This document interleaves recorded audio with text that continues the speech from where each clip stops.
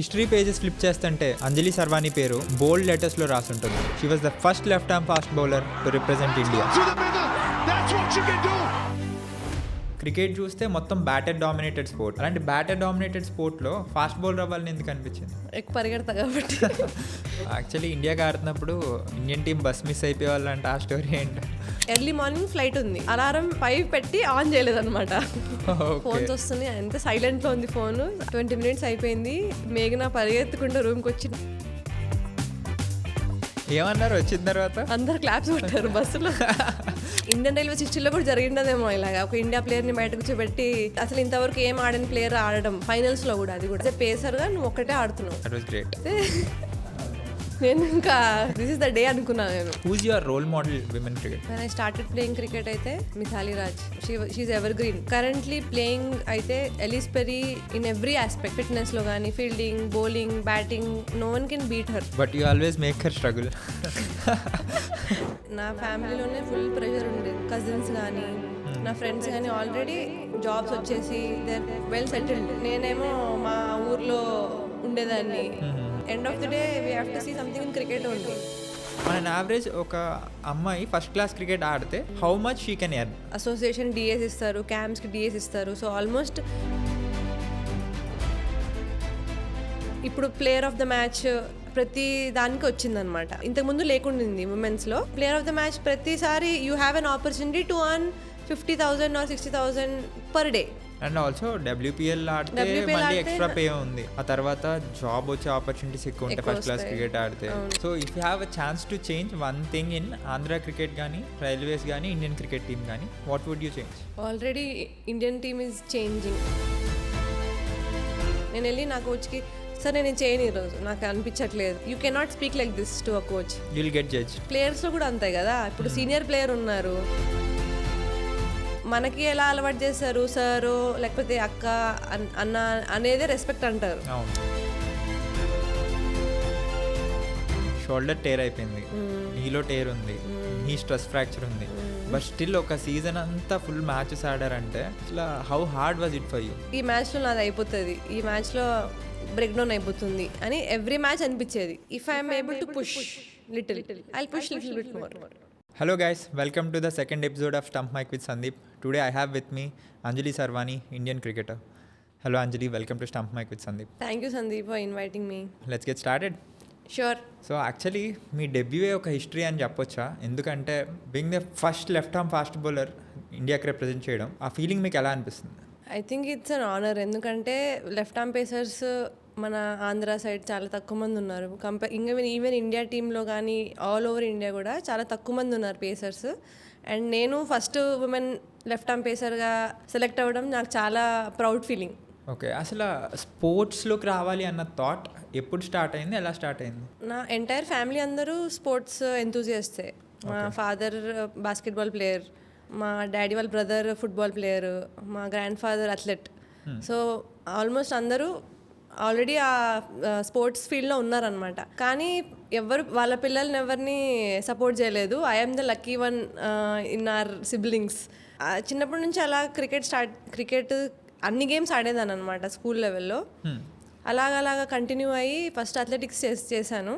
Okay, తర్వాత క్రికెట్లో future ఉంది అని మా ఫాదర్ చెప్పిన తర్వాత నేను సమ్మర్ క్యాంప్స్ స్టార్ట్ అయ్యి I felt cricket was more interesting game. Because చాలామంది ఉంటారు, 15 members ఉంటారు. అథ్లెటిక్స్ అంటే you have to play on your own. అది కొంచెం మోటివేటింగ్ ఉండేది. But and also friends, you can make good friends in cricket. Correct. So అలాగా start చేశాను. So cricket ఏ ఏజ్లో స్టార్ట్ చేశారు? 12 years అనుకుంటా. ఓకే, అథ్లెటిక్స్ ఎంతకంటే ముందు? 12 ముందే? ఇంకా ముందే. నాకు తెలిసి నేను 5th classలో ఉన్నప్పుడు స్టార్ట్ చేశా. ఓకే, యాక్చువల్లీ క్రికెట్ స్టార్ట్ చేశారు. క్రికెట్ చూస్తే మొత్తం బ్యాటర్ డామినేటెడ్ స్పోర్ట్. అలాంటి బ్యాటర్ డామినేటెడ్ స్పోర్ట్లో ఫాస్ట్ బౌలర్ అవ్వాలని ఎందుకు అనిపించింది? ఎక్కువ పరిగెడతా కాబట్టి. ఓకే, అథ్లెటిక్స్ వల్ల అట్లా ఈవెన్చువల్లీ. ఓకే, అప్పుడు శేఖర్ అని కర్నూలు నుంచి ఒక ఆయన వచ్చారనమాట కోచ్గా సమ్మర్ క్యాంప్కి. ఆయనకు తెలుసు నేను ఆల్రెడీ అథ్లెటిక్స్లో ఉన్నానని, ఎందుకంటే సెలెక్షన్స్కి ఎప్పుడు కర్నూలుకి వెళ్ళాలి అథ్లెటిక్స్ కూడా. దాని పక్కనే క్రికెట్ అది కూడా ఉంది association, Kurnool cricket association. So ఆయన చూశాడు నన్ను, 100 మీటర్స్ రేస్ కానీ నేను చేసిన మీట్స్ అన్ని చూశాడు ఆయన. సో ఆయన సజెస్ట్ చేశాడు, నువ్వు ఎలాగో యువర్ గుడ్ ఇన్ రన్నింగ్, నీకు స్క్రాచ్ నుంచి నేర్పించడం అవసరం లేదు పేస్ బౌలింగ్ అని ఆయన, it will be easy for you to learn అని అలా స్టార్ట్ చేసాం. అండర్-16, అండర్-19 ఆ ఏజ్ గ్రూప్ క్రికెట్ ఎలా జరిగింది? క్రికెట్ స్టార్ట్ చేసిన వెంటనే ఆడేసాను అండర్-16. ఓకే, ఫస్ట్ ఇయర్ ఆడేసాను. అప్పుడు అసలు నాకు అంత ఐడియా కూడా లేదు క్రికెట్ గురించి, అది జస్ట్ అలా ఫ్లోలో అయిపోయింది 16. తర్వాత 19 సెలెక్ట్ అవ్వలేదు, అండర్-19. కానీ నేను 19 సెలెక్షన్స్కి వెళ్ళినప్పుడు నేను చూసాను అనమాట స్టాండర్డ్స్, వాట్ ఈస్ క్రికెట్. అప్పుడు ఆ టైంలో మేఘన, స్నేహదీప్తి, కల్పన వాళ్ళు ఆల్రెడీ సీనియర్ లెవెల్ ఆడేస్తున్నారు అనమాట. సో ఫస్ట్ టైం నేను ఒక లెవెల్ ఆఫ్ క్రికెట్ని చూసాను నా 16 ఉన్నప్పుడు. అప్పుడు అనుకున్నాను, ఓకే అంటే ఇంతమంది ప్రొఫెషనల్గా ఆడుతున్నారు అంటే they are doing something out of this. అయితే నేను కూడా 19 సెలెక్ట్ అవ్వాలి. I also want to play with them, with good cricketers who have experience. So అలాగా నేను నెక్స్ట్ ఇయర్ మళ్ళీ కంప్లీట్గా ప్రాక్టీస్ చేయడంలో ఇంకా ఎఫర్ట్స్ ఇవ్వడము ఇంకా చేసి అలాగా 19 సెలెక్ట్ అయ్యాను. 19 డిస్ట్రిక్ట్సా? స్టేట్. ఓ గ్రేట్. 16 స్టేట్ ఆడలేదు. ఫస్ట్ ఇయర్ ఓన్లీ 16 ఆడాను. Next season 16, 19. అది వాట్ ఏజ్? 15 అనుకుంటా. 15. సో 15 ఇయర్స్కి 19 స్టేట్ ఆడారు. అసలు క్రికెటే ఇంకా నా కెరియర్ అనుకున్న మూమెంట్ ఏంటి? ఆల్మోస్ట్ 2017 అనుకుంటా నాకు తెలిసి. లాస్ట్ ఇయర్ నేను ఆంధ్రాకి ఆడినప్పుడు దాకా నేను ప్రొఫెషనల్గా ఎప్పుడు ఆడలేదు. I use to enjoy game.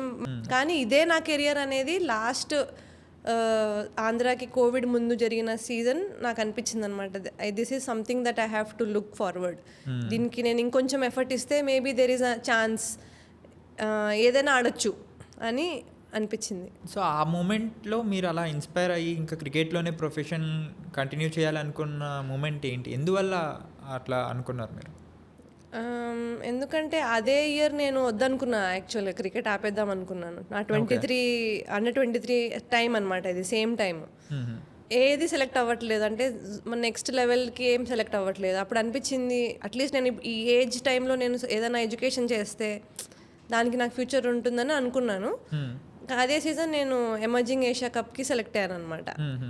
అది నాకు హోప్ ఇచ్చింది అనమాట, దట్ నేను ఈ ఏజ్లోనే ఎమర్జింగ్ సెలెక్ట్ అయితే maybe within 3 years or 4 years I can make it big అని అనిపించింది. సో ఎమర్జింగ్ ఏషియా కప్ ఆడారు అండ్ అదే ఇయర్ T20 సీనియర్స్లో హైయెస్ట్ వికెట్ టేకర్గా కూడా ఉన్నారు. యాక్చువల్లీ ఆంధ్రాలో అంతా బాగానే ఉంది, కాకపోతే రైల్వేస్కి స్విచ్ అవ్వాలని ఎందుకు అనుకున్నారు? నాకు తెలియకుండా మా డాడీ అప్లికేషన్ వెళ్ళి హైదరాబాద్లో ఇచ్చేసాడు, వద్దంటే కూడా వెళ్ళి ఇచ్చేసారు. Okay, typical teacher mind set, వెళ్ళి అదే బెస్ట్. ఎందుకంటే ప్లస్ మేము బ్రాహ్మిన్స్కి గవర్నమెంట్ జాబ్స్ రావు అంత ఈజీగా unless you are merit student. So railway job ఈజీగా వస్తుందని మా డాడీ వెళ్ళి అప్లై చేశాడు. యాక్చువల్గా అప్లై చేసిన తర్వాత నాకు రాలేదు, నన్ను సెలెక్ట్ చేయలేదు. అప్పుడు అరుంధతి అండ్ మేఘనాని సెలెక్ట్ చేసుకున్నారు అదే ఇయరే. మా డాడీ అన్నాడు, అరే ఇప్పుడు మరి ఎట్లా ఏంటి, what will be the future అన్నాడు. నేను అన్నాను, డాడీ నువ్వు రిలాక్స్ అవ్వు, రైల్వేస్ నన్ను వచ్చి అడుగుతుంది చూడు, నువ్వు రావాలి మా టీంలోకి అని వాళ్ళే వచ్చి అడుగుతారు అని చెప్పాను అనమాట మా డాడీకి. నమ్మలేదు అప్పుడు.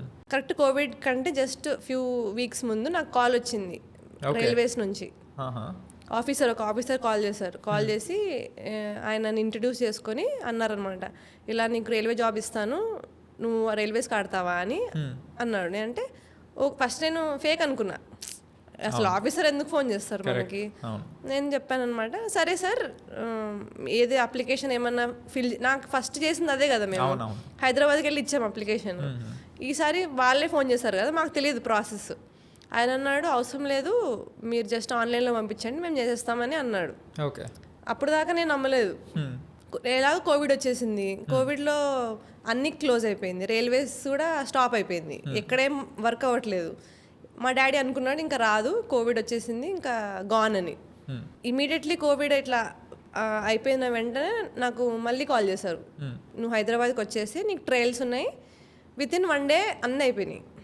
సెలెక్షన్స్, పేపర్ వర్క్ అన్నీ 1 డేలో ఫినిష్ చేసేసి వితిన్ 2 వీక్స్లో వచ్చేసింది జాబ్. గ్రేట్. కానీ రైల్వేస్ మూవ్ అవ్వడం అనేది ఒక బ్రేవ్ మూవ్ అనే చెప్పొచ్చు. ఎందుకంటే అబ్జర్వ్ చేస్తే అయ్యర్ మీకు ఆంధ్రాలో మంచి ఆపర్చునిటీస్ వస్తున్నాయి. అప్పుడు దానికి ముందే ఎమర్జింగ్ ఏషియా కప్ ఆడారు, తర్వాత హైయెస్ట్ వికెట్ టేకర్ ఉన్నారు. రైల్వేస్ టీంలో చూస్తే 12 మెంబర్స్ ఆల్రెడీ ఇండియా ఆడుతున్న వాళ్ళు ఉన్నారు.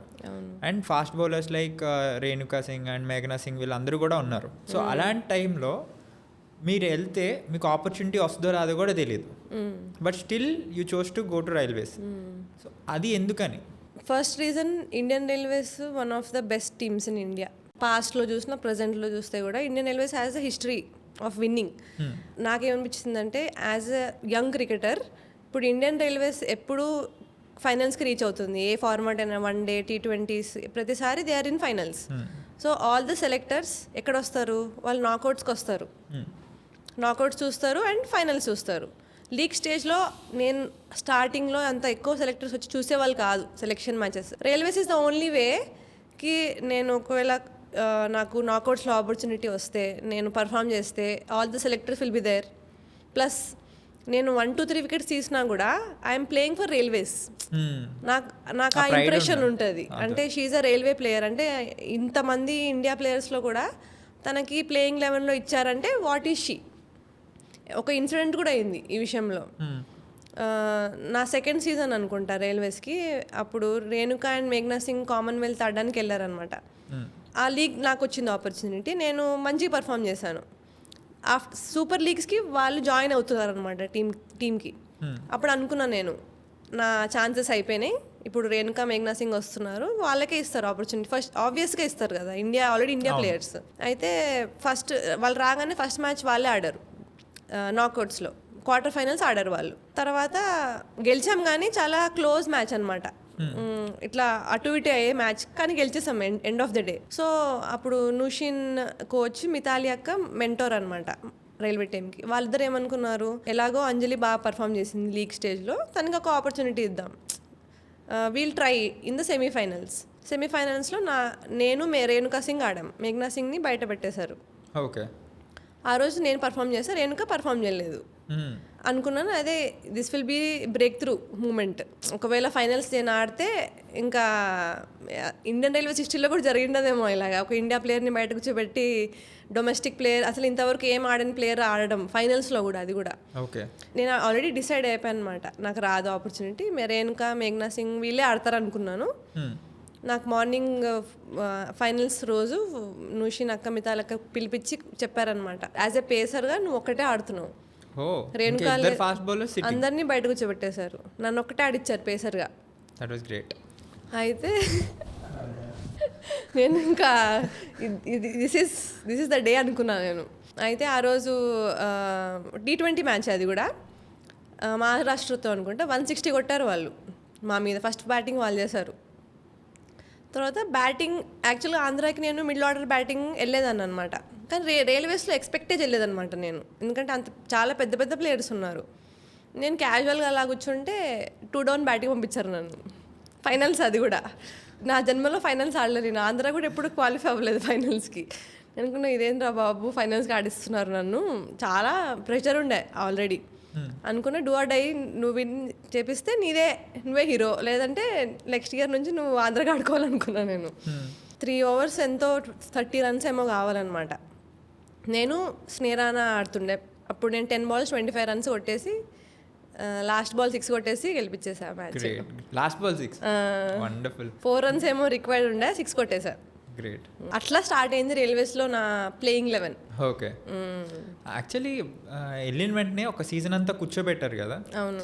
అప్పుడు అనిపించింది, అరే ఎందుకురా బాబు నేను రైల్వేస్కి వచ్చాను, ఆంధ్రాలో ఉంటే అట్లీస్ట్ ఆపర్చునిటీస్ వస్తున్నాయి, అనవసరంగా వచ్చి ఆ రిగ్రెట్ ఫీలింగ్ వచ్చిందా ఆ టైంలో? వచ్చింది, ఎందుకంటే ఆంధ్రాలో ఉన్నప్పుడు ఎవ్రీ మ్యాచ్ ఆడేదాన్ని. ప్లస్ నేను పర్ఫామ్ చేసినా చేయకపోయినా Andhra should trust me that నువ్వు ఆడితే maybe you will do well అని ఎప్పుడు. అరే ఆంధ్రాలో ఉంటే అట్లీస్ట్ ఆల్ దట్ మ్యాచెస్ నాకు ఆపర్చునిటీస్ వచ్చేవి, ప్లస్ పర్ఫామ్ చేయడానికి స్కోప్. అదే railways first season I think 1 match ఆడా నేను అంతే.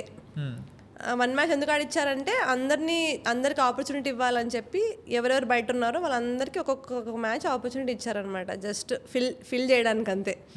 అప్పుడు అనుకున్నాను ఇక్కడ ఇట్లా ఆడడం కంటే ఆంధ్రాకి వెళ్ళిపోవడం బెస్ట్ అని అనుకున్నాను.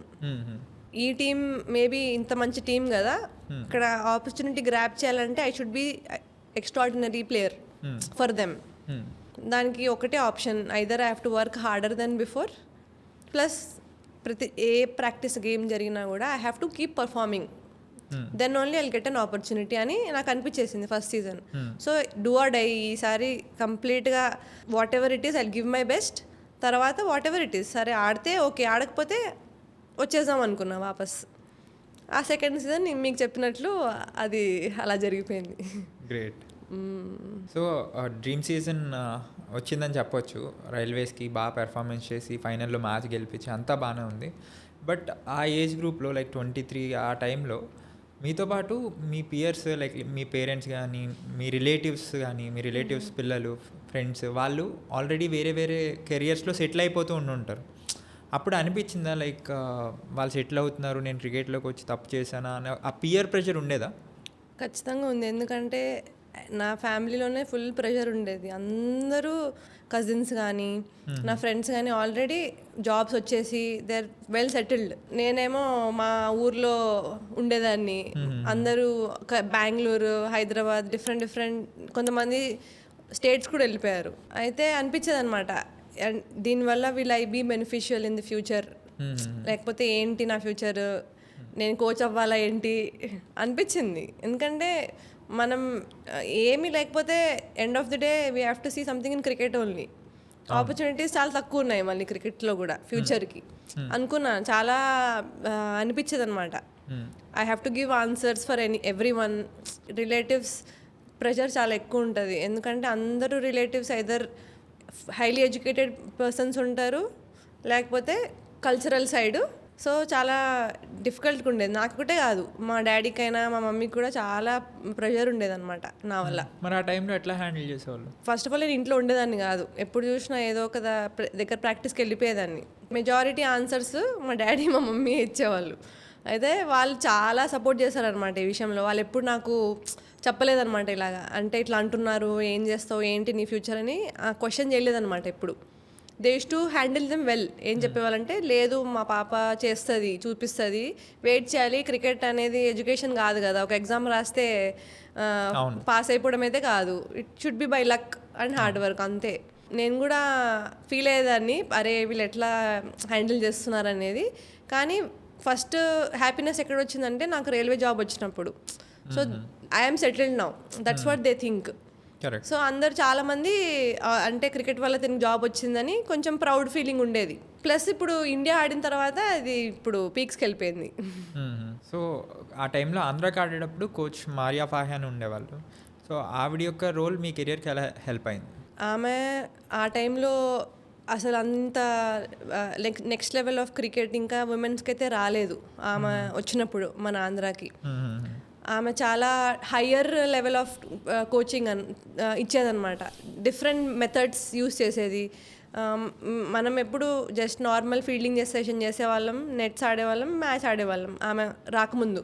ఆమె వచ్చిన తర్వాత మ్యాచ్ సిమ్యులేషన్స్ ఎలా ఉంటాయి, లేకపోతే స్పెసిఫిక్ ఫీల్డింగ్ చేపించే ఒక ప్లేయర్ తగ్గట్టుగా సపరేట్గా ఫీల్డింగ్ కొట్టడం కానీ, మెంటల్ టఫ్నెస్ క్లాసెస్ చాలా తీసుకుందనమాట. ప్లస్ కొన్ని బుక్స్ కూడా ఇచ్చిందనమాట మాకు, డైలీ రొటీన్స్ ఎలా ఉండాలి యాజ్ ఏ క్రికెటర్గా, నువ్వు ప్రతిరోజు చేసినది you have to note down in the end of the day అని అన్నీ తను నేర్పించిందనమాట. ఆ టైంలో అనిపించేది, అరే ఇవన్నీ ఎందుకు చేస్తున్నాం మేము ఆడేసి వెళ్ళిపోవాలి, క్రికెట్ అంటే ఏంటి, ఆడడం వెళ్ళిపోవడం అనేదే ఉండేదన్నమాట మైండ్లో. కానీ over the period of time నేను రైల్వేస్కి వచ్చి చూసిన తర్వాత ఆ సెట్ ఆఫ్ ప్లేయర్స్ అదే చేస్తున్నారు. మారియా మ్యామ్ ఆ టైంలో ఏం చెప్పిందో కరెంట్ ప్లేయర్స్, సీనియర్ ప్లేయర్స్ వాళ్ళు అదే చేస్తున్నారు, same process. End of the day note down చేసుకోవడం, స్పెసిఫిక్ డ్రిల్స్, స్పెసిఫిక్ ప్రాక్టీసెస్ అనేది నాకు అనిపించింది. నేను చాలా లక్కీ, నా 16-15 ఇయర్స్కే నేను ఈ సిచ్యువేషన్స్ అది నాకు చాలా హెల్ప్ అయింది.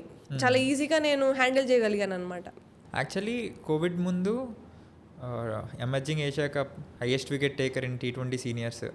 ఖచ్చితంగా BCCI నుండి ఏదో ఒక కాల్ వస్తుంది అని ఎక్స్పెక్ట్ చేస్తూ ఉండే ఉంటారు. కాల్ వస్తుందని ఎక్స్పెక్ట్ చేస్తే కోవిడ్ వచ్చింది. సో ఆ టైంలో ఒకేసారి డ్రీమ్స్ అన్నీ షాటర్ అయ్యి ఉంటాయి. How was that face? అసలు నేనైతే బస్ట్ అయిపోయాను ఇంటికి. అసలు ఎందుకు ఈ కోవిడ్ ఎందుకు వచ్చింది ఈ టైంలో? ఏ సిరీస్ అయినా, చిన్న సిరీస్ అయినా, లేకపోతే ఇండియా ఏ మ్యాచెస్ లేకపోతే ఏదో ఒకటి ఆడేసేదాన్ని. దీనివల్ల కంప్లీట్గా ఇప్పుడు నేను మళ్ళీ స్క్రాచ్ నుంచి చేయాలి. ప్లస్ రైల్వేస్ కాల్ వచ్చింది. నాకు తెలుసు రైల్వేస్లో ఇలాగ ఆపర్చునిటీస్ వస్తాయా రావా అనే ఒక క్వశ్చన్ ఒకటి, ప్లస్ ఇదే పర్ఫార్మెన్స్ మళ్ళీ వస్తుందా రాదా అన్న క్వశ్చన్. అసలు నేను చాలా ఫీల్ అయ్యాను అనమాట. 1 year మాత్రం చాలా హర్ట్ అయింది. సో ఫైనల్లీ 2022 ఇండియా కాల్ వచ్చింది. How is that feeling, debut feeling అని మీ పేరెంట్స్ రియాక్షన్? బికాస్ మీరు చెప్తున్నారు మీ పేరెంట్స్ చాలా సాక్రిఫైస్ చేశారు, పియర్ ప్రెషర్ ఉన్నప్పుడు కూడా మిమ్మల్ని చాలా సపోర్ట్ చేశారు. అండ్ యాక్చువల్లీ మీరు స్టార్ట్ చేసిన టైంలో విమెన్ని కూడా స్పోర్ట్లో పెట్టడం అనేది అంత ఎక్కువగా లేదు. అవును. సో వాళ్ళ ఫీలింగ్ ఏంటి, వాళ్ళ రియాక్షన్ ఏంటి ఇండియా కాల్ వచ్చిన వెంటనే? నేను నాకంటే ముందు వాళ్ళకే తెలిసింది. BCCIలో చూసారనమాట వాళ్ళు. మంచి అప్డేట్ అనమాట. మా డాడీ మా మమ్మీ యాప్స్లో బాగుంటారనమాట, అన్నీ చూస్తూ ఉంటారు. అయితే ఆ ఇయర్ నాకు ఆల్రెడీ చాలామంది చెప్పారు, మా రైల్వే ఎంప్లాయీస్, కోచెస్ కూడా, దట్ నీకేదో కాల్ వస్తుంది, ఖచ్చితంగా వస్తుంది, కానీ మేము చెప్పలేము అది ఇప్పుడు వస్తుందా రేపు వస్తుందా అని, బట్ ఈ పర్ఫార్మెన్స్కి అయితే you will get, but you have to be ready అని అన్నారనమాట. నేను ఆల్రెడీ మెంటల్గా ప్రిపేర్ అయి ఉన్నాను, నాకు తెలుసు వస్తుందని కాల్. కానీ నేను మా పేరెంట్స్కి వాళ్ళు తెలుసు కదా, అంటే they have never felt it. మనం హార్డ్ వర్క్ చేస్తాం, మనకు తెలుసు రిజల్ట్ వస్తే we know it, we are deserved. కాబట్టి మనకు అంత ఫీలింగ్, అంత హైపర్గా మనం ఎగ్జైట్ అవ్వము. కానీ మా మమ్మీ మా డాడీ మాత్రం అసలుకు on top of it. Okay.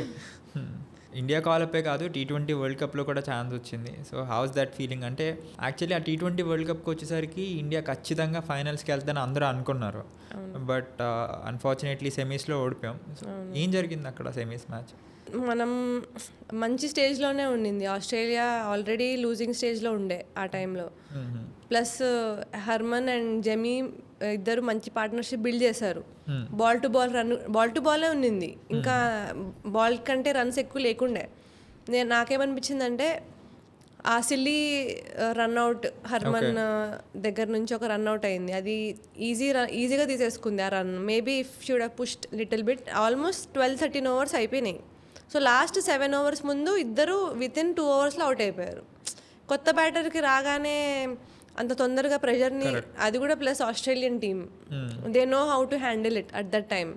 వాళ్ళు అక్కడ రాగానే బ్రిలియంట్ స్టాప్స్ చేశారు బౌండరీలో. నేను చెప్పలేను అసలు, కానీ లైవ్గా ఎప్పుడు చూడలేదన్నమాట ఆస్ట్రేలియన్ టీమ్ చేయడం ఫీల్డింగ్. వాళ్ళు ఆల్మోస్ట్ 5-6 balls బౌండరీ బాల్స్ని 2కి కన్వర్ట్ చేశారు అంతే. ఆల్మోస్ట్ 5-6 బౌండరీస్ రావాల్సింది అదే మొమెంటం బ్రేక్ చేసింది అనమాట.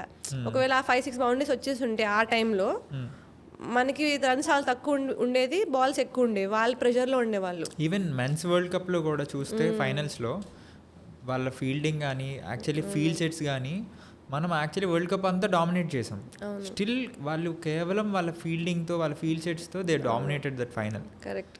ఆస్ట్రేలియన్స్ ఎస్పెషలీ విమెన్స్ క్రికెట్లో చూస్తే ఆస్ట్రేలియన్స్ కానీ, సౌత్ ఆఫ్రికా కానీ, ఇంగ్లాండ్ కానీ, న్యూజిలాండ్ ఇలాంటి కంట్రీస్ ఫిట్నెస్లో, ఫీల్డింగ్లో మనకంటే హెడ్ ఉన్నాయని అనొచ్చా? అవును, ఖచ్చితంగా ఉన్నారు. మెయిన్లీ అందరికంటే హెడ్లో ఉండేది ఆస్ట్రేలియన్ టీమ్. వాళ్ళని మనము యాక్చువల్గా we are catching up to them. Okay. Men's అయితే ఆల్రెడీ క్యాచ్ అప్ చేసేసారు, వాళ్ళకి దే ఆర్ ఈక్వల్. కానీ ఉమెన్స్లో still there is some difference. Men's actually we are dominating. Cups కూడా వరల్డ్ కప్స్ మనం త్వరలోనే క్రాస్ చేస్తాం అనుకుంటున్నాం. అవును. ఉమెన్స్కి నాకు తెలిసి ఈ WPL వల్ల 3 seasons అవ్వడం వల్ల అందరికీ తెలిసిందనమాట హౌ ఫారిన్ క్రికెటర్ ప్రిపేర్స్, వాళ్ళ ఫిట్నెస్ లెవెల్స్ కానీ అందరికీ ఐడియా వచ్చేసింది. సో ఆల్రెడీ ఫస్ట్ సీజన్ నుంచి థర్డ్ సీజన్కి చాలా ఇంప్రూవ్మెంట్ వచ్చింది ఫిట్నెస్ లెవెల్స్లో మెయిన్లీ. ఎందుకంటే స్కిల్ సెట్ సేమ్ ఉంది, వాళ్ళకి మనకి డిఫరెన్స్ ఏం లేదు.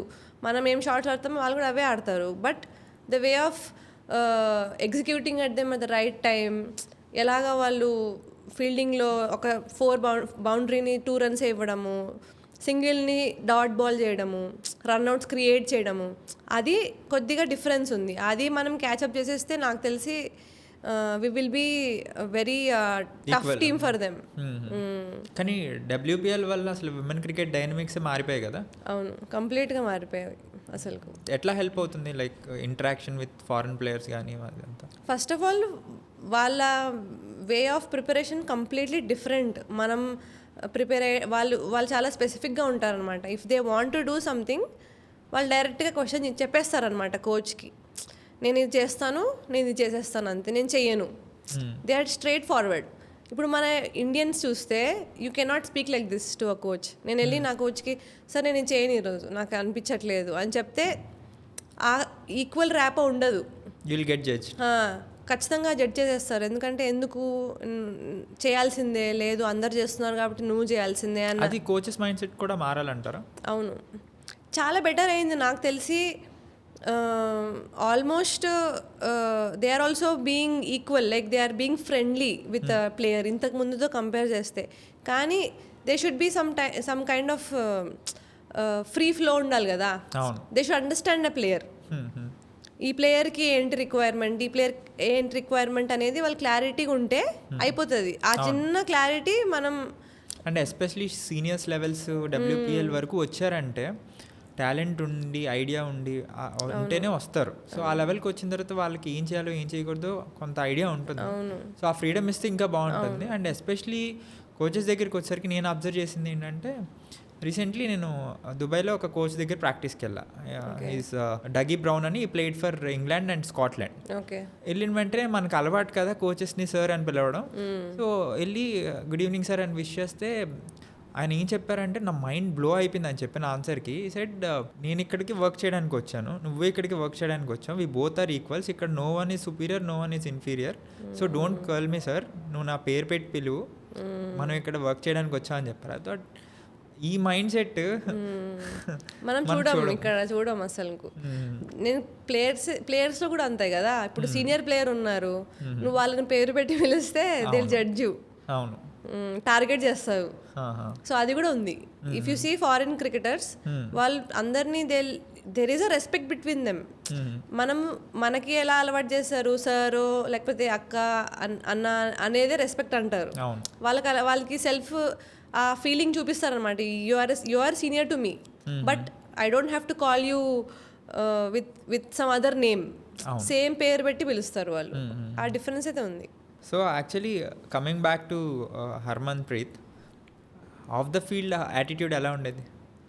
Of the field full fun, full dance చేస్తారు. పంజాబ్ నుంచి వచ్చారు కదా. ఓకే, ఫుల్ అగ్రెషన్ కి quite opposite. She is pure Punjabi. Okay, Punjabis ఎలా ఉంటారు, ఎమోషన్స్ హై ఉంటాయి అన్నిట్లో. So she's off the field high, on the field కూడా high. So actually everything is going well in your career అనుకున్న టైంలో ఇంజురీస్ వల్ల మీకు రావాల్సినంత రికగ్నైజేషన్ రాలేదు అని అనొచ్చా? ఖచ్చితంగా, ఎందుకంటే ఇంజురీస్ వల్ల చాలా క్రికెటర్స్ కూడా ఎఫెక్ట్ అయింది. వాళ్ళ కెరియర్స్లో అప్స్ డౌన్స్ వస్తాయి. మెయిన్లీ ఇంజురీస్ వల్ల బ్రేక్ అవ్వడం అనేది చాలా డౌన్ఫాల్ కనిపించేస్తుంది ఈజీగా. ఎందుకు ఈ ప్లేయర్ ఆడట్లేదు, ఎందుకు ఈ టోర్నమెంట్లో పార్టిసిపేట్ చేయలేదు, వాట్ హ్యాపెండ్. ఇప్పుడు ఇన్స్టెడ్ ఆఫ్ థింకింగ్ అరే ఆ ప్లేయర్కి ఏదో అయింది, షీ మస్ట్ బి రికవరింగ్, అందరి క్వశ్చన్స్ ఏముంటాయి, అరే నా ఇప్పుడు ఎలా ఆడుతుంది, ఇంజురీ అయిపోయింది, ఇప్పుడు ఎట్లా కంబ్యాక్ చేస్తుంది.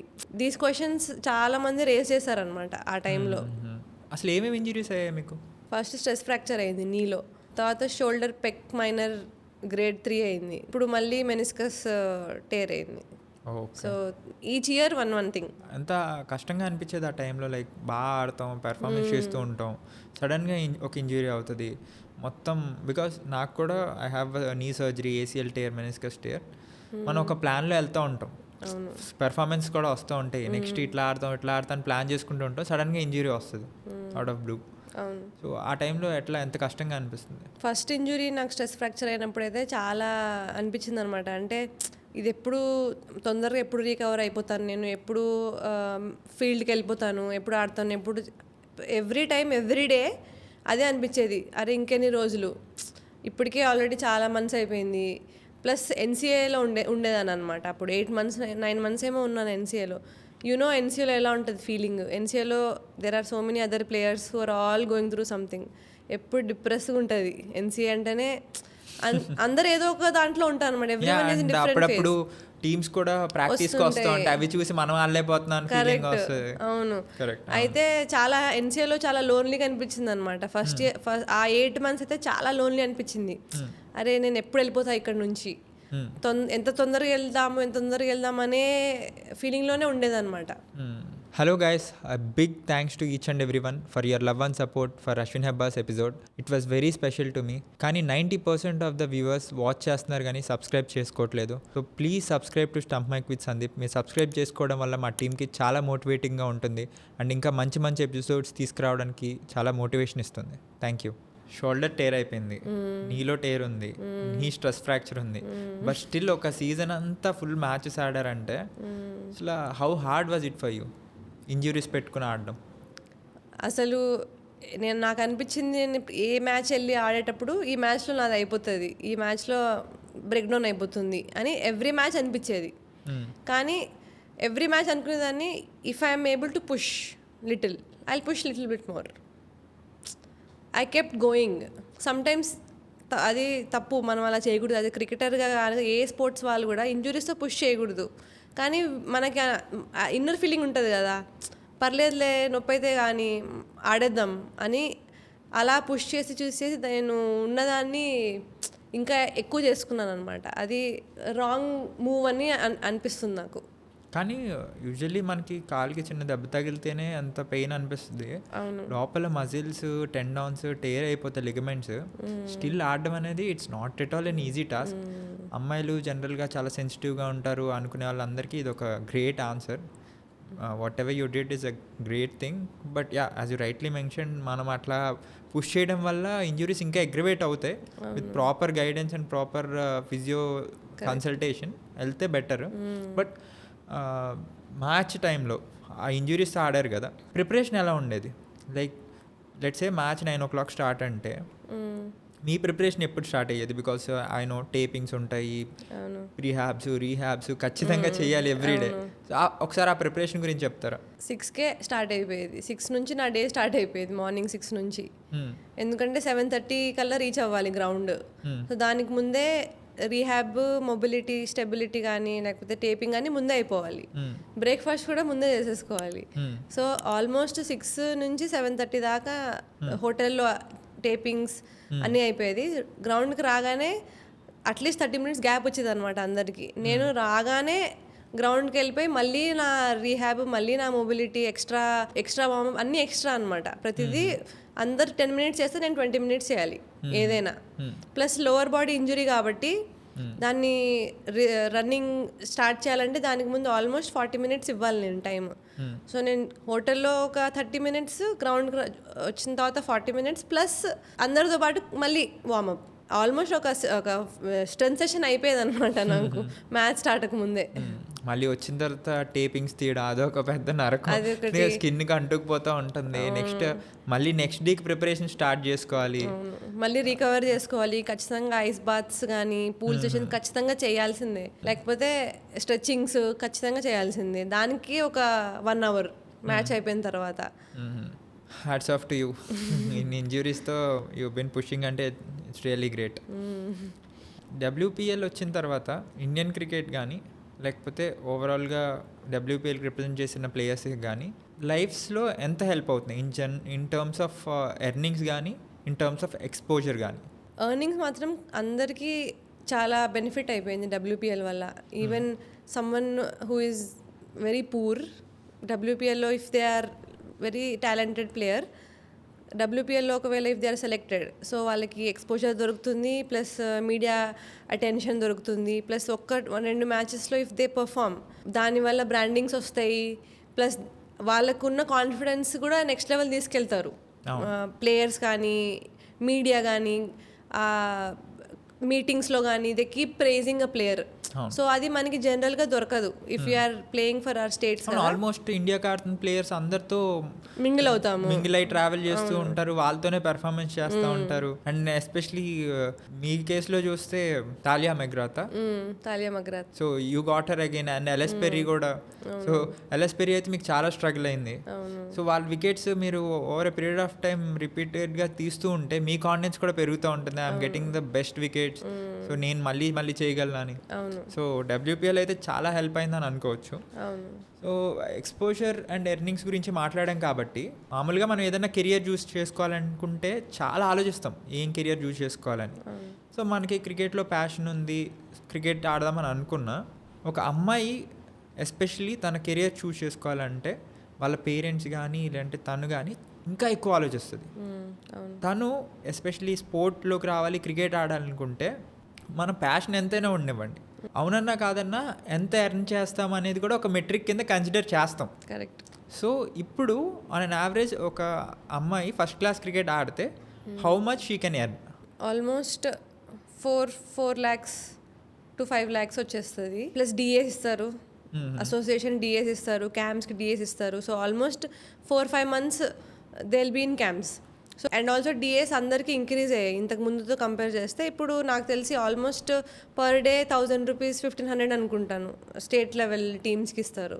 So if you are there for 5 months and earning per day 1500 plus match fees and ఇప్పుడు ప్లేయర్ ఆఫ్ ద మ్యాచ్ ప్రతి దానికి వచ్చిందనమాట.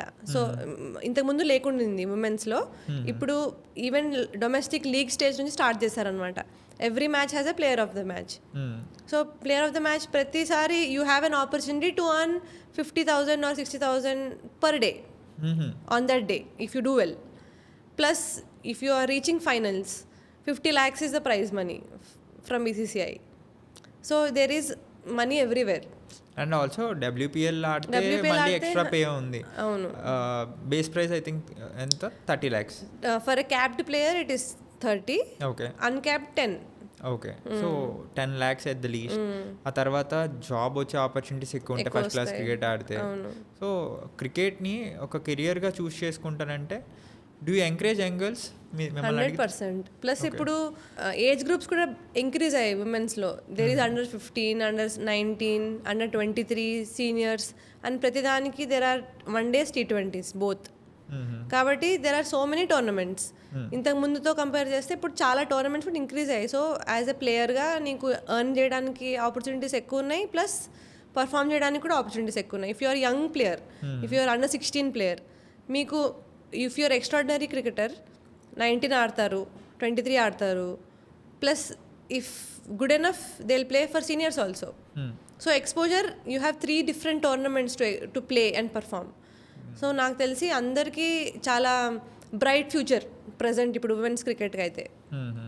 So if you have a chance to change one thing in Andhra cricket కానీ, Railways కానీ, Indian cricket team కానీ, what would you change?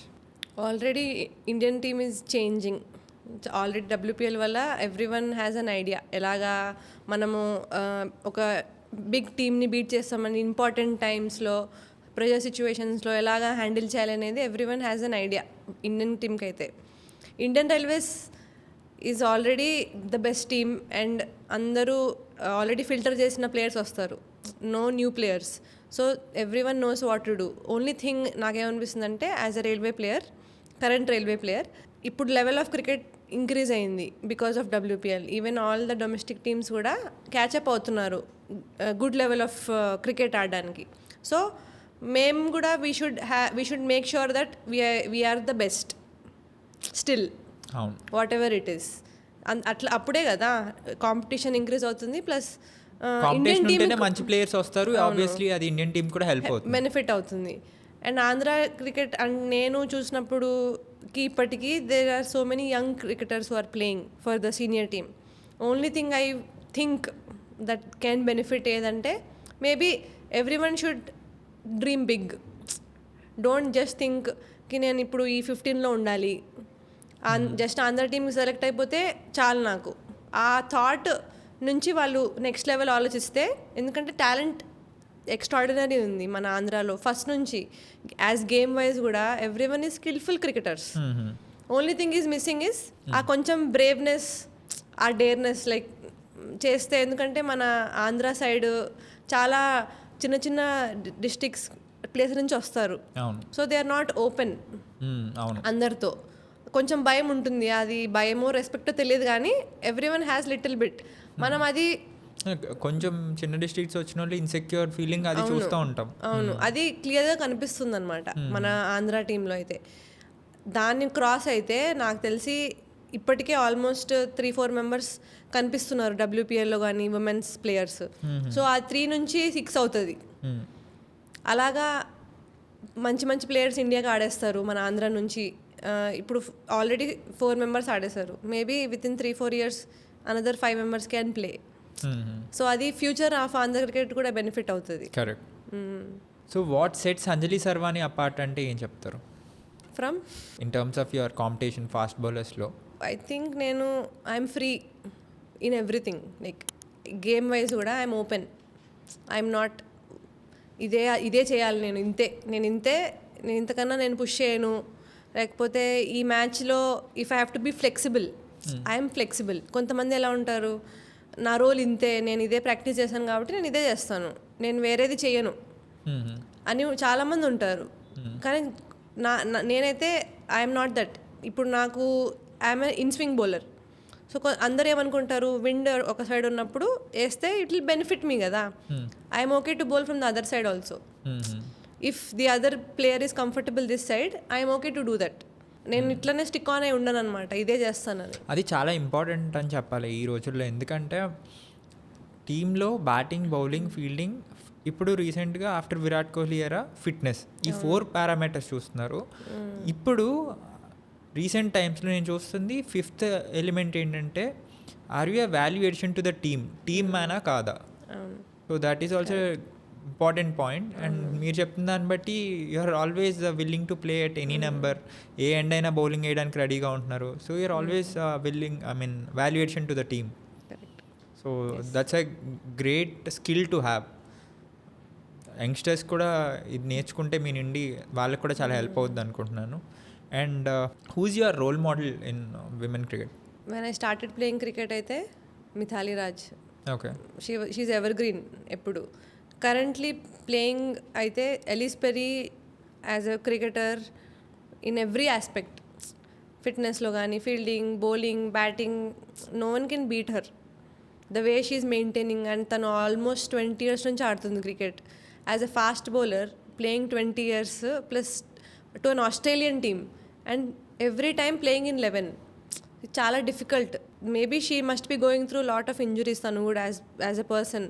But still she is giving her best on field. Still you can see her like ఆమె ఏదో different in ఏ playing 11లో అయినా. Even ఆర్సీబీతో ఆడుతుంటే కూడా she's always stood out. You can see the difference. Even the foreign ప్లేయర్స్లో కూడా ఆమె there is some spark in her, the way she performs and she's always performing. So I think మనము మన ఇండియన్ టీంలో కానీ, మన డొమెస్టిక్ సైడ్లో కానీ, if we can become a match winner, everyone will benefit out of it. But you always make her struggle. యాక్చువల్గా నేను RCB match తర్వాత తనది ఆటోగ్రాఫ్ కోసం వెళ్ళాను అనమాట తన దగ్గరికి. తను అంటుంది నాతో, నువ్వు నా వికెట్ తీసుకుని నీకు ఎందుకు ఇవ్వాలని. అంటే జస్ట్ యాజ్ ఎ ఫన్గా అనింది. బట్ అంటే if we can make a best batter think, అరే అంజలి వచ్చింది, షీ ఆల్రెడీ థాట్. ఎందుకంటే ఆల్రెడీ 2 times అవుట్ అయింది నాకు ఇంతకు ముందు. సో నాకు తెలిసి ఆల్రెడీ ఆ డౌట్ ఉంటుంది, ఎవరికైనా ఉంటుంది. ఇప్పుడు నాకు కూడా if a batter is hitting, next time నేను అదే బ్యాటర్కి బౌలింగ్ వేసినప్పుడు I have it in my mind, అరే ఈ batter maybe what if the same thing happens. So there is always some kind of battle going on. మరి ఆ టైంలో మీరేం చేస్తారు? లాస్ట్ టైం నేను ఏ బాల్స్లో హిట్ చేయించుకున్నానో ఆ బాల్స్ వేయకుండా ట్రై చేస్తాను. Make different lens, try to bowl different areas. So if అది బెనిఫిట్ అవుతే కీప్ డూయింగ్ ఇట్, లేకపోతే again change the plan. Great. Actually మీరు చెప్తుంటే మామూలుగా మీకు ఈ పాడ్కాస్ట్ ముందు నేను కూడా నా రీసెర్చ్లో తెలిసింది అంటే Anjali is the best planner, preparation అంతా నెక్స్ట్ లెవెల్లో ఉంటుంది, that sets are apart from others అని చెప్పి. సో ఒకసారి మీ ప్రిపరేషన్ గురించి చెప్తారా? అంటే సీజన్కి వెళ్ళేటప్పుడు మీ ప్రిపరేషన్ ఎలా ఉంటుంది, సీజన్ మధ్యలో ఎలా ఉంటుంది? నేను ఎప్పుడైనా సీజన్ అయిపోయిన వెంటనే నాకు తెలిసి మ్యాక్సిమం ఒక 3-4 డేస్ రెస్ట్ తీసుకుంటాను అంతే. దాని తర్వాత నుంచి నేను స్టార్ట్ చేస్తాను నా workouts. First thing gym, running. అసలు నేను కొన్ని టైమ్స్లో నాకు తెలిసి నేను 1 PM రన్నింగ్ చేయడము, 3 PM రన్నింగ్ చేయడం, ఎప్పుడు టైం దొరికితే ఐ కీప్ డూయింగ్ ఇట్. కొన్నిసార్లు అయితే ఇండియన్ రైల్వేస్లో ఉన్నప్పుడు కూడా I use to go morning 6 o'clock, do 2 kilometers run, come back, practice. అంటే నేను పర్సనల్గా సెల్ఫ్గా మేబీ వేరే వాళ్ళకంటే నేను ఏ పాయింట్లో బెటర్ అవ్వాలన్నది ఎప్పుడు ఆలోచించేదాన్ని అనమాట. నా కాంపిటీటర్స్ తెలిస్తేనే నాకు తెలుస్తుంది నాలో ఏంటి మైనసెస్ ఉన్నాయి, ప్లస్ నేను ఏది ఇంప్రూవ్ చేసుకుంటే I can be equal to them or be better than them. So అది నేను ఎప్పుడు క్యాలిక్యులేట్ చేసుకునేదాన్ని. ప్లస్ చాలామంది నా ఫ్రెండ్స్ ఉన్నారు రైల్వేస్లో, that they are also the same. Like some people you can relate కదా, అంటే they also want to do well. So ఆ హెల్దీ థింగ్ ఉన్నందుకు ఆంధ్రాలో ఉన్నప్పుడు I use to feel I'm little odd one out. ఎందుకంటే I use to be that kind of girl. అరే ఏదైనా చేసేదాన్ని అనమాట. ఫీల్డింగ్ అయినా నేను ఎప్పుడు ఏది స్కిప్ చేయలేదు ఆంధ్రాలో ఉన్నప్పుడు. ఈవెన్ లేజీ డేస్ కూడా I use to push my self. It's good to be odd one out at times in terms of మంచి హ్యాబిట్స్లో. ఎందుకంటే ఎక్కడికి వెళ్ళినా మనం ఎక్స్ట్రా కష్టపడుతున్నాము, ఎక్స్ట్రా ఏదన్నా వర్కౌట్ చేస్తున్నాము అంటే దాన్ని 2 విధాలుగా చూసేవాళ్ళు ఉన్నారు. ఒకటేమో లైక్ అరే ఈడు బటరింగ్ కోచెస్ ముందు వాళ్ళ ముందు అని థింక్ చేసేవాళ్ళు ఉంటారు. కొంతమంది ఏమో జెన్యున్గా అరే ఈజ్ వర్కింగ్ హార్డ్ అన్నట్టు ఉంటారు. So it is okay to be odd one out if you are working hard. మీకు ఒక క్లారిటీ ఉంది మీరు ఏం చేస్తున్నారు అంటే you don't have to feel embarrassed కానీ అవతల వాళ్ళు ఏమనుకుంటున్నారా అని. ఇది కూడా చాలా ఇంపార్టెంట్ అనిపిస్తుంది. What do you say? Correct. నాకు ఒకసారి కంప్లైంట్ చేశారు నా మీద ఆంధ్రాలో. ఓకే. ప్లేయర్స్. ఓకే. అంజలి అగ్రెసివ్గా ఉంటుంది ఆన్ ద ఫీల్డ్, అలా ఉండకూడదు, మాకు నచ్చట్లేదు అని చాలామంది వెళ్ళి కంప్లైంట్ చేశారనమాట కోచ్తో. పిలిపించిన ఒకసారి క్లాస్ ఇచ్చారు నాకు, ఇట్లా నువ్వు చేయొద్దంటే. నేను అప్పుడేమనుకున్నా, ఇట్లా ఉంటేనే నేను ఇట్లా పర్ఫామ్ చేస్తున్నాను, నేను ఇది ఇంత ఎందుకు నేను వదిలేయచ్చు. Plus I always wanted to win the match. అప్పుడు ఆంధ్రాలో there use to be less players who were very skillful, who wanted to do well. Plus అప్పుడు మేఘ్నా, Sneha and Kalpana use to play for Railways. So వాళ్ళు already established players వెళ్ళిపోయారు ఆంధ్ర నుంచి. So again new players were building in Andhra. So we know it is hard to win some games. But I use to B that person, అరే లేదు we can do it, మన దగ్గర ఉంది, ఆ skill set ఉంది, we just have to push ourselves. మీరు చెప్పిన మాట నాకు అర్థమైంది అంటే ఆంధ్ర ప్లేయర్స్ స్కిల్ ఉన్నాయి, అన్నీ ఉన్నాయి. Only thing they have to believe in them, in their own skill, and also they should dream big. Correct. So yeah, those are very useful insights for them. Coming to Tahlia McGrath's wicket, how special is it? First of all అది నా one of the dream balls. ఎందుకంటే ఆ ball నేను చాలాసార్లు wicket తీసా డొమెస్టిక్లో. అదే balls చాలామంది అలాగే బీట్ అయ్యారు. బట్ తను అదే టైంలో she was number 1 in the rankings. So and ఆ బ్యాటర్ ఆల్రెడీ ఒక 50 కొట్టేసింది ముందు మ్యాచ్లోనే, ఆ సేమ్ సిరీస్లో. So she's already in form అనుకున్నా. Just she has been told that she is number 1 ICC number 1 T20 batter. So ఇట్లాంటి బ్యాటర్ని నేను వికెట్ తీస్తే, plus I never expected the same way. ఎలాగైనా ఓకే, బట్ ఆమె వికెట్ వస్తే మాత్రం it will be very great for me. First wicket, అది కూడా డెబ్యూ వికెట్. యాక్చువల్గా ఫస్ట్ మ్యాచ్లో సేమ్ తాలియా మగ్రాత్ క్యాచ్ డ్రాప్ చేసింది రీచా నా బాల్లో, నా డెబ్యూ మ్యాచ్లో, ఫస్ట్ మ్యాచ్లో. నేను అప్పుడే రావాల్సింది డెబ్యూ, తనదే వికెట్ సేమ్. కానీ అనుకున్నా maybe I have another way of getting her out అనుకున్నాను. తను బోల్డ్ అయింది. Then I realized this is how you need to get her out. అంతే. సో ఇంకా తర్వాత డ్రెస్సింగ్ రూమ్లో కూడా you had a conversation with her అని తెలిసింది. ఏంటి ఆ కాన్వర్జేషన్? నెక్స్ట్ WPLలో ఇద్దరము సేమ్ టీమ్కి సెలెక్ట్ అయ్యాము. సో ఫస్ట్ థింగ్ తను వచ్చినప్పుడు నాతో షీ వాజ్ టాకింగ్ వెల్. తను అడిగింది, ఐ థింక్ నేను ఒక టీంలో ఉన్నందుకు I'm calm now. Okay. Maybe నువ్వు ఆపోజిట్ టీంలో ఉంటే నాకు ఆ బాల్ రన్ అవుతుంది అనమాట మైండ్లో. యాజ్ ఎ బ్యాటర్గా తెలుసు కదా, she every time tells, every time నువ్వు వచ్చినప్పుడల్లా ఆ బాల్ నాకు రీవైండ్ అవుతుంది మైండ్లో. ఆ కాన్ఫిడెన్స్ లెవెల్ నాకు చాలా చాలా స్ట్రగుల్ అయ్యాను నేను నువ్వు ఆ వికెట్ తీసిన తర్వాత. Thankfully you're in my team అని అనింది. I felt so happy. And as a person కూడా షీఈస్ వెరీ డిఫరెంట్ అని చెప్పారు కదా. సో తను చాలా సైలెంట్, క్వైట్, రిజర్వ్డ్ పర్సన్.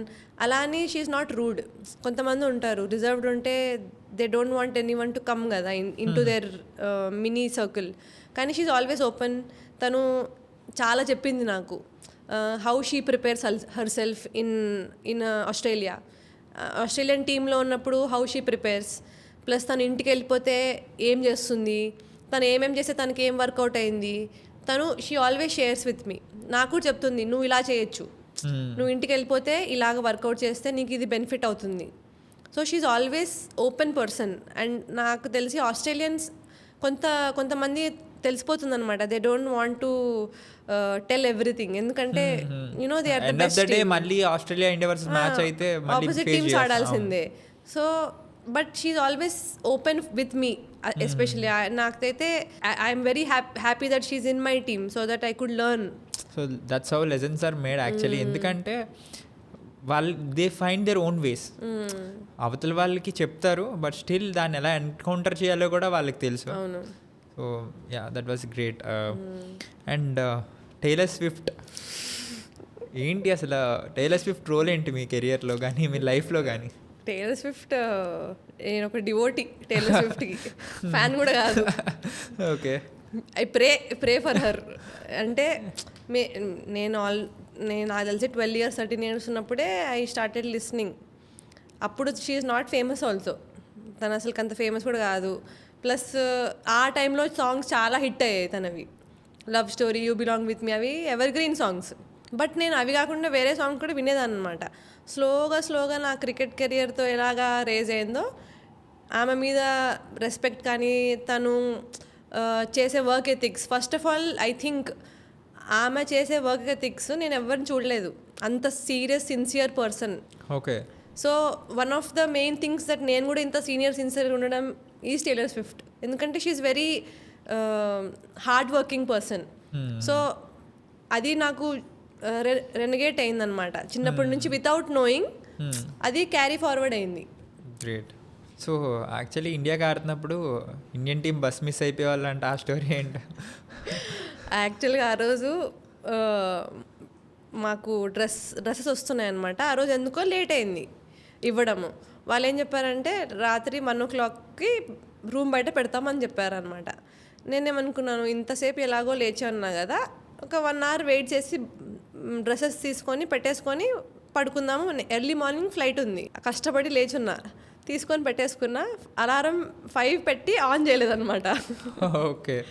వదిలేసా. అయితే ఇంకా పడుకున్నాను. ఫోన్స్ వస్తున్నాయి, అంతే సైలెంట్లో ఉంది ఫోను. అలారం కూడా వినిపించలేదు.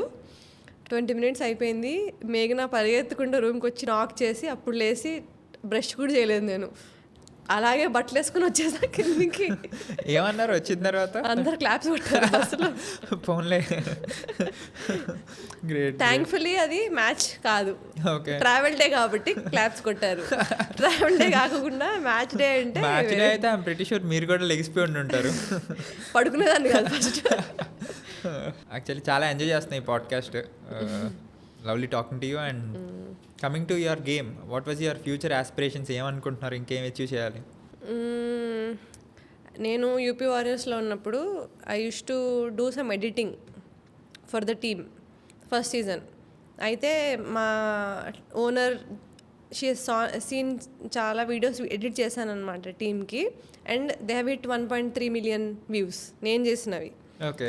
అయితే సెకండ్ సీజన్ నాకు ఒక హ్యాండ్ ఇచ్చింది ఆమె, దట్ నువ్వు కొన్ని నీ ఐడియాస్ ఉంటే నువ్వు ఇవ్వు, మా టీం నీకు సపోర్ట్ చేస్తారని చెప్పింది అనమాట. సో సెకండ్ సీజన్ నేను కొన్ని ఐడియాస్ తీసుకొని వెళ్ళాను అనమాట. ఇలా చేస్తే బాగుంటుంది, టీంతో రీల్స్ ఇలా చేస్తే బాగుంటుంది, అలా అయితే అవి కూడా మళ్ళీ ఆసారి కూడా సమ్ 1 million హిట్ అయింది మళ్ళీ నేను చేసినవి. అయితే థర్డ్ ఇయర్ 1 full day నాకు ఇచ్చారు ఆపర్చునిటీ. ఓకే. ప్లేయర్స్తో నువ్వేం చేస్తావు నీ ఇష్టం, రీల్స్ కానీ వాట్ ఎవర్ ఇట్ ఈస్. ఆమె ఏం చెప్పిందంటే in the future if I don't want to play call me, నిన్ను ఎడిటింగ్ సోషల్ మీడియా దాంట్లోకి వేసేస్తాను, because anyway she has a team కదా, సో ఇట్ ఈస్ ఈజీ.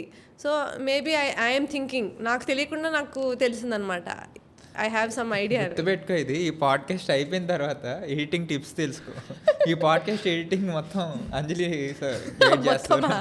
ఇంత ఎడిటింగ్ చేయాలంటే ఇంకా నేను పడుకోకూడదు. లేదు, మీరు మా ఎడిటర్స్కి టిప్స్ ఇస్తే చాలు. సో అయితే క్రియేటివ్ ఉందన్నమాట, క్రియేటివిటీ ఉంది. సో మన పాడ్కాస్ట్ చూస్తున్న యంగ్స్టర్స్కి, బడ్డింగ్ క్రికెటర్స్కి మీరు ఇచ్చే సజెషన్ ఏంటి? సజెషనా? Play fearless and be brave, అంతే. Because cricket is a fearless game and you have to be brave to take decisions. If you don't do one of it, you can't do anything. Like you took Railways quiz ఇచ్చా వాళ్ళనేది. Correct. That was great. Thank you so much Anjali, పిలిచిన వెంటనే వచ్చారు. మీరు actually injury ఉంది, ఇప్పుడే WPL complete చేసుకుని వచ్చారు. మీ బిజీ షెడ్యూల్లో కూడా వచ్చినందుకు thank you so much. Thank you so much Sandeep. ఎందుకంటే నాకు నువ్వు చిన్నప్పటి నుంచే తెలుసు. సో ఇమీడియట్గా నువ్వు చెప్పగానే I know that you are very good guy, very decent guy, very hard working person.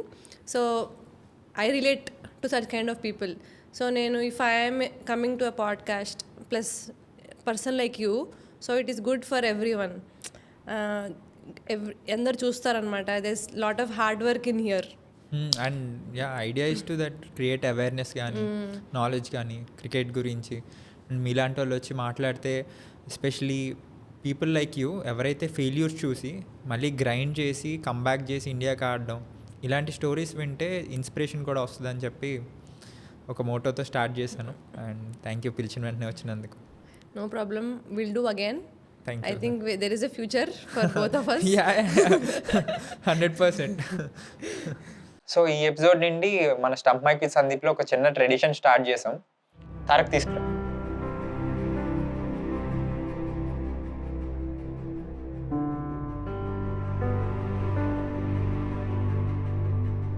Please like, share, subscribe Stump Mic with Sandeep and keep supporting him. This is an amazing podcast. Keep watching.